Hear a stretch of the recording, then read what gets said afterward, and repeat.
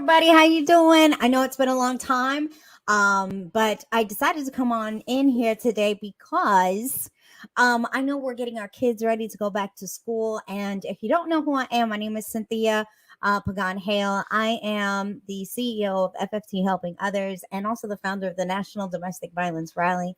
And the reason why I came in here today, which I haven't done this for a little bit because I've been a little busy, but that does not necessarily mean that I don't have something to say. It's just that, yeah, that's exactly what it is. So, anyways, let's kind of jump into it. I have like a couple of things to share, which would be really, really cool because I wanted to let you guys know about the 16 days. They're called 16 days of action against domestic violence. But before we begin that, one, yes, our kids are going back to school. Some of our middle schoolers, our high schoolers, even our elementary school, and even our college kids are going back to school. And so we need to be attentive and pertinent to the ideas and also the information that has to do with our kids. And it has to do with sexual assault. It has to do with teen dating violence. It has to do with things that affect them and affect us as a whole, especially as family members. And so how does that look, in our society? Well, us as parents, we really need to make sure that we're keeping tabs on our kids, especially with their social media accounts, with the things that they're doing. We need to ensure that we're keeping an eye on all the things they're doing. And even though it may feel like we're being invasive to their privacy, it really is not.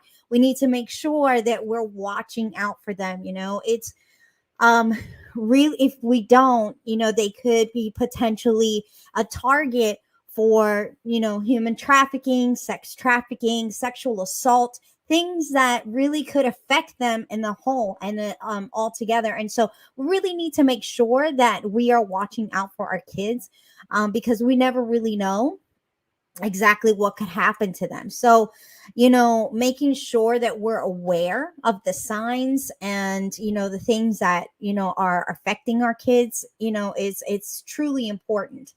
The other thing too is that, we really don't know what could happen when we're not, watching out for the things around our neighborhoods. We need to make sure that we're watching the sex offenders list, things like that.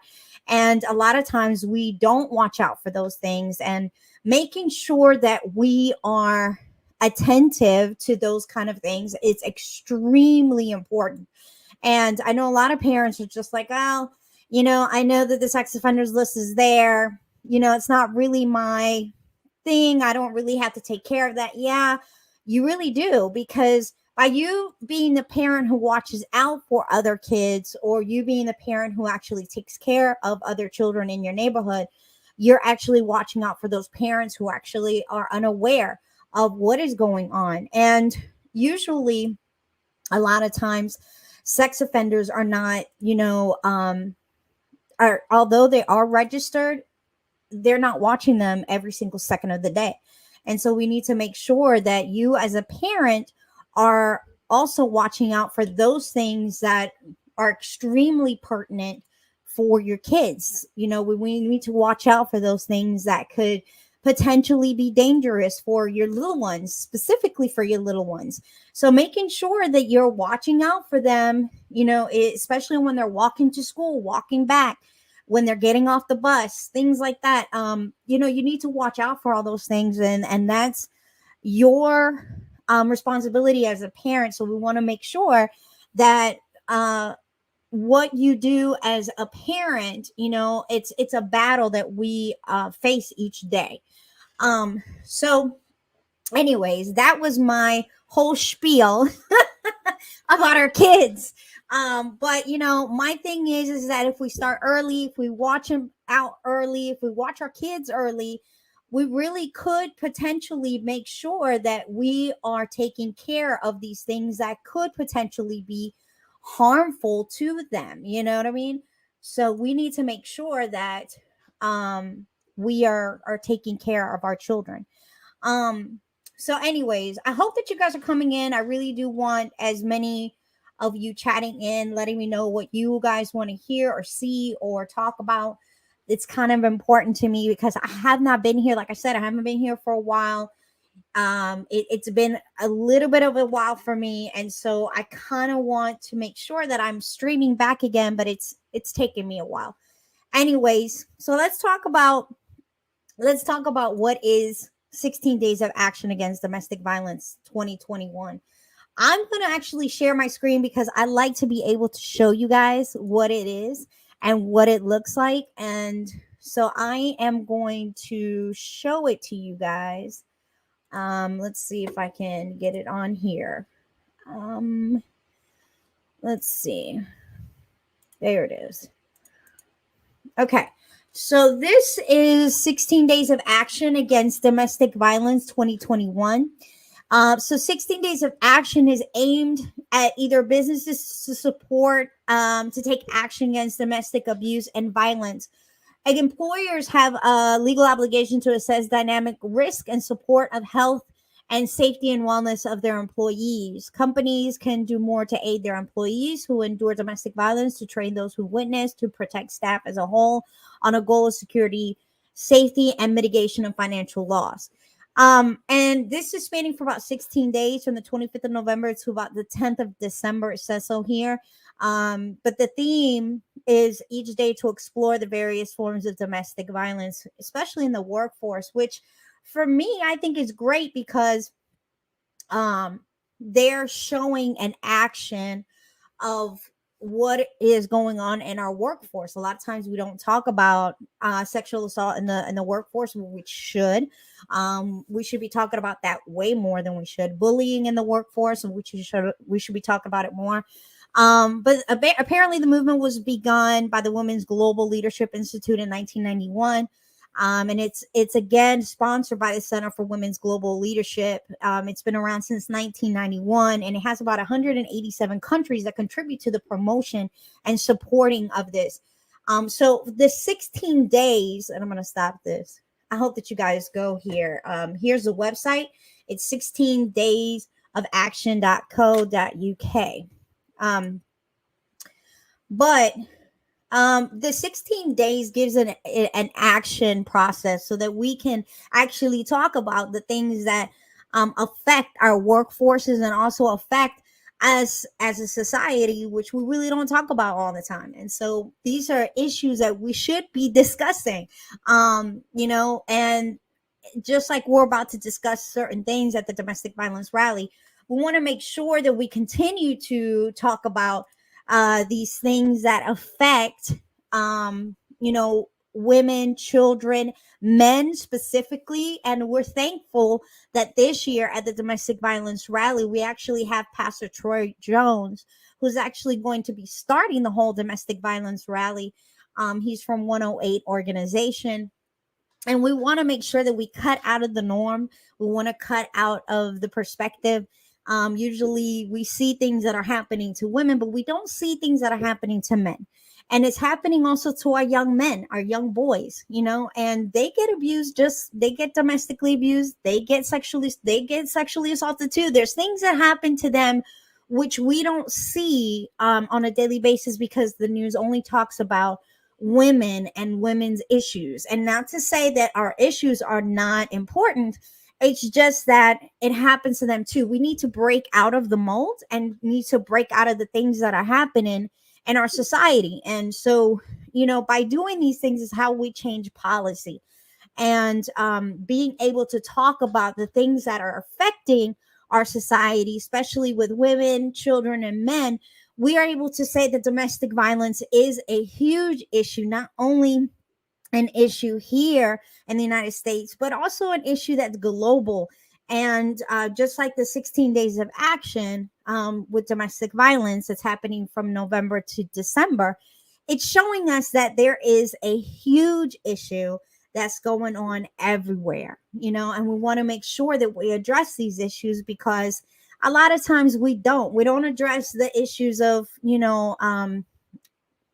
pastoral abuse, Christian abuse, We don't address the issues of mental, abuse. We don't approach the issues of psychological abuse or things like that we should be discussing more of. And all of these are mental health issues that we should be discussing more of.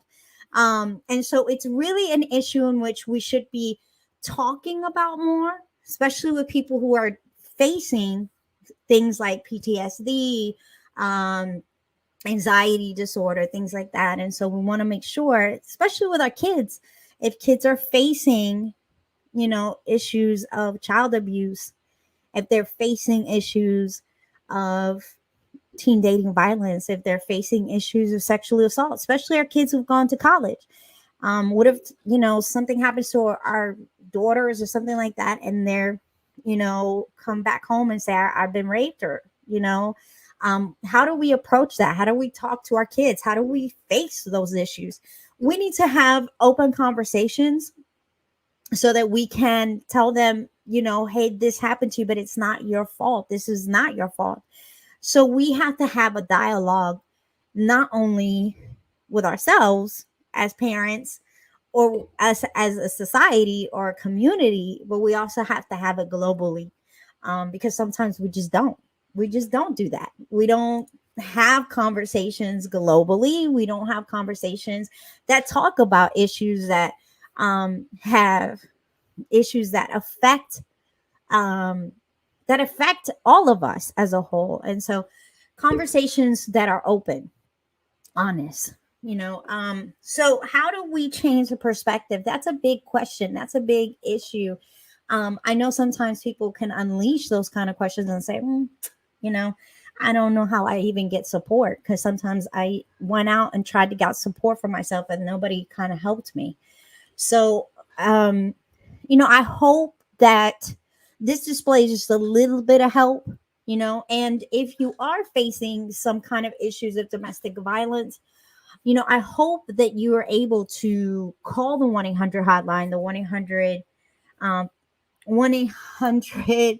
I cannot believe I just forgot that one, the domestic violence hotline. That you can call the domestic violence hotline at OMG. Come on, Cynthia. I know you know this phone number. Don't laugh at me, people. Don't laugh at me. Like I said, it's been a minute. It's been a minute. Remember, the hotline is open 24 hours a day, 7 days a week, 365 days a year. And it does help out a lot of people if you call 1-800-799-7233, and which is called SAFE. I cannot believe, guys, this is me all day. This is me, like, have phase today. Like, this is like me right now. Being honest, I was in a meeting today. Like, I was trying to be focused at a meeting today, and so it's like, and even though it's Sunday, like, I don't stop working. So it was crazy, like, me trying to be focused. I had to stay focused. And this is my focusing face. Yes, people. This is me. So yes. I'm trying. I am trying. So anywho, but we do need to try. We do need to try to at least try to discuss these issues all together. Lord Jesus, help me. Anyways, I am really thankful that I was able to come on today and at least talk about the domestic violence rally and what is going to happen October 1st in front of the Washington Capitol. We are still going to be there. Please do not forget to go to Eventbrite and get your tickets. There's still tickets available. There's limited amount of space for the masquerade gala because we only have limited amount of seatings. So if anybody's interested in coming to the gala, you're going to have to do that very quickly, because the domestic violence masquerade gala, we are inviting survivors to that from the local shelters, and we want to make sure that there's seating available for that. Now, why do we say that? Is because We want survivors from the local shelters that have never been to a dance or never been to a gala, never dressed up nice, never gone somewhere, because they're facing situations that are difficult for them.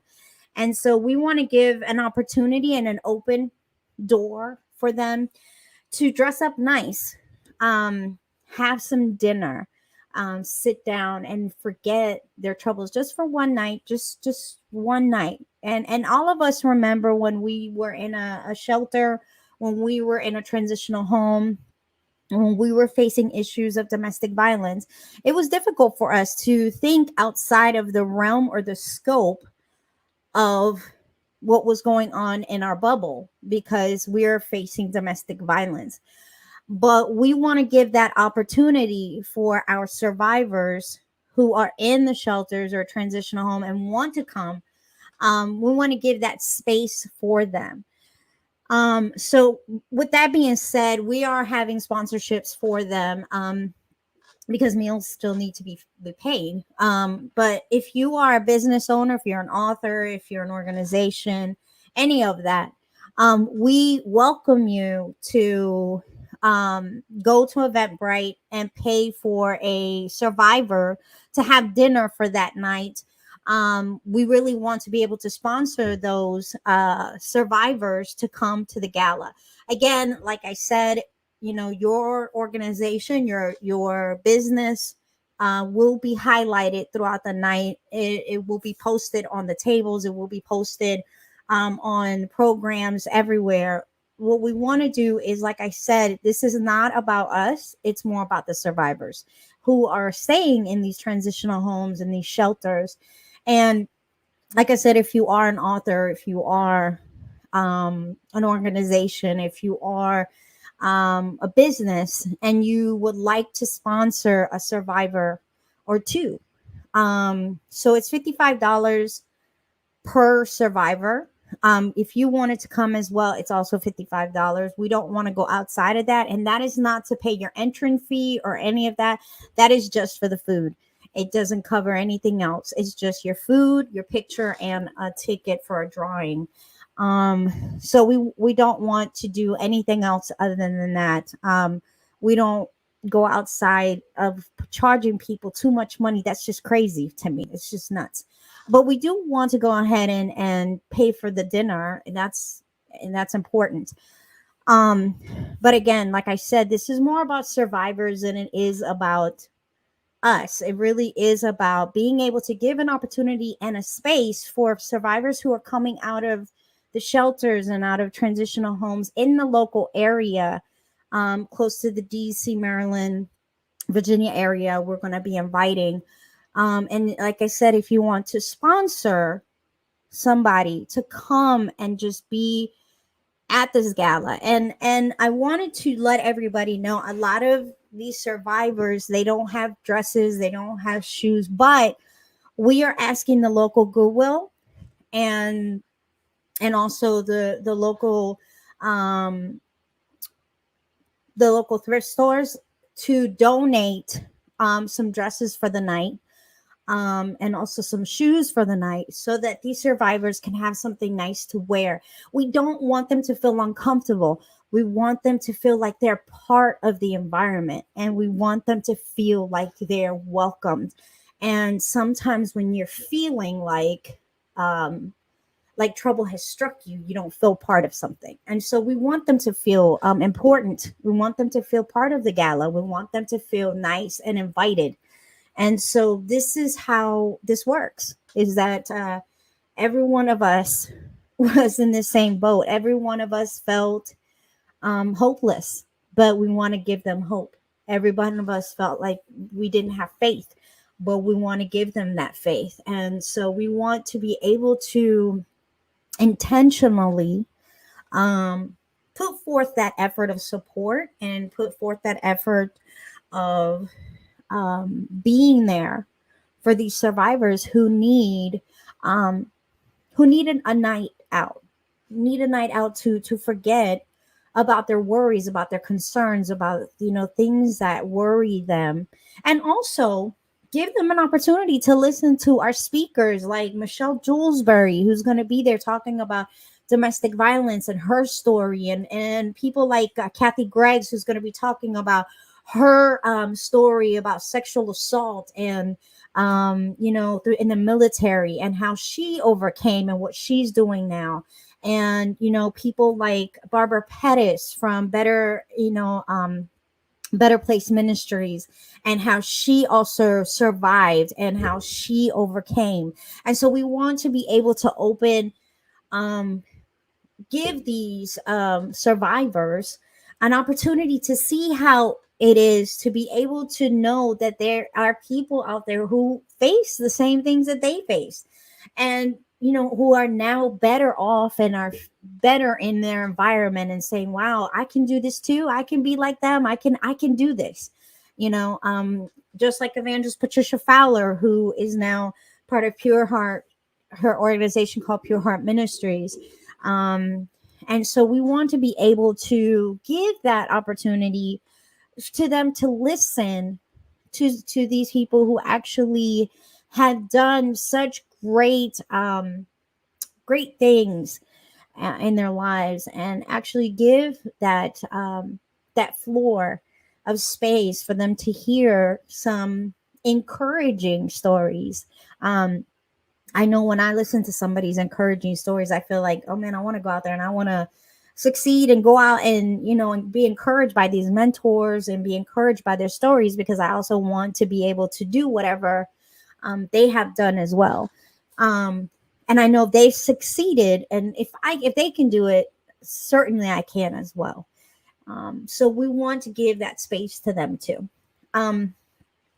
So if there's anybody out there who wants to do that too, let us know. You can email at info at domesticviolencerally2019.com and give us an opportunity. If you want to sponsor a survivor, you can also just go to Eventbrite. If you purchase a ticket for a survivor and it's for the survivor on behalf of your organization, or on behalf of per se your book, or behalf of per se your company, or on behalf of per se something that you are doing, make sure that after you purchase that Eventbrite, you put a little note on there and say, this is for a survivor. Make sure that you put it on a little note so that we can, and put your company name on there. That way we know that to pull it aside, that ticket aside, and we be able to give it to a survivor. So make sure that you put your company name. That's important. And also you can email us, and just, if you really want to give us your logo, we really would love to post your logos on domesticviolencerally.com. That's important for us, because whatever you do, you don't do it for yourself. You do it for, those who are in need. So I'm thankful that, that you guys are able to do these things for other people who really need this. You know what I mean? So, anywho, I at least wanted to finish out and finish out the night at least, and always tell you guys the same thing I always do when I'm finishing out the night, and let you guys know that you are beautiful, you are lovely, I love you, and thank God that God loves you too. Remember that always. And thank you guys. I will see you guys hopefully tomorrow if I get some time. But yes, I will see you guys tomorrow. All right, guys, I will talk to you soon. Bye.